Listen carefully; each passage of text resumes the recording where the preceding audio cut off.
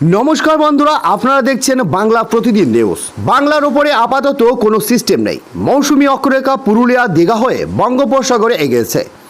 আবহাওয়া দপ্তরের তরফ থেকে উত্তরবঙ্গে কয়েকটি জেলায় ভারী থেকে অতি ভারী বৃষ্টির পূর্বাভাস দেওয়া হয়েছে। দক্ষিণবঙ্গের জন্য কয়েকটি জেলায় ভারী বৃষ্টির সঙ্গে সর্বত্র বজ্রপাতের সতর্কবার্তা জারি করা হয়েছে।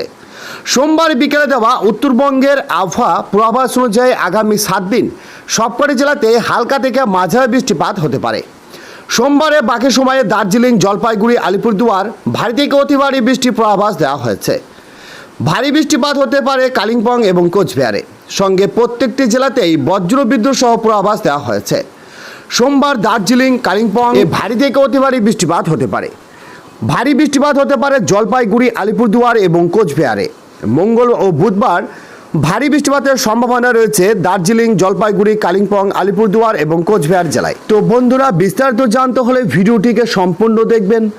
ভালো লাগলে একটি লাইক করবেন।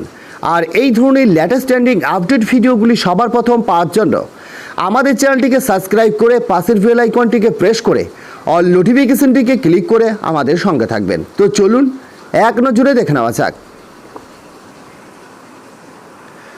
সোমবার বিকালে দক্ষিণবঙ্গে আবহাওয়া পূর্বাভাস অনুযায়ী আগামী 7 দিন সবকটি জেলাতেই হালকা থেকে মাঝারি বৃষ্টিপাত হতে পারে।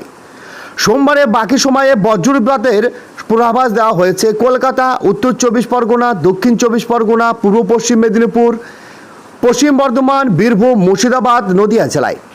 মঙ্গলবার ভারী বৃষ্টিপাত হতে পারে পূর্ব মেদিনীপুর, পশ্চিম মেদিনীপুর, পুরুলিয়া, বাঁকুড়া, পশ্চিম বর্ধমান সঙ্গে সবকটি জেলাতেই বজ্রপাতের পূর্বাভাস দেওয়া হয়েছে। বুধবারের জন্য একমাত্র পশ্চিমবঙ্গে বর্ধমানে ভারী বৃষ্টির পূর্বাভাস দেওয়া হয়েছে।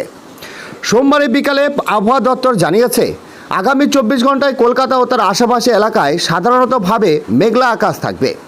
হালকা থেকে মাঝারি বৃষ্টি কিংবা বজ্রপাতের পূর্বাভাস দেওয়া হয়েছে। সর্বোচ্চ এবং সর্বনিম্ন থাকতে পারে 31 থেকে 27 ডিগ্রি সেলসিয়াস, এমনটাই জানিয়েছেন তারা।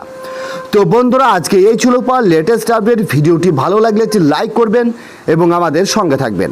সুস্থ থাকবেন, ভালো থাকবেন।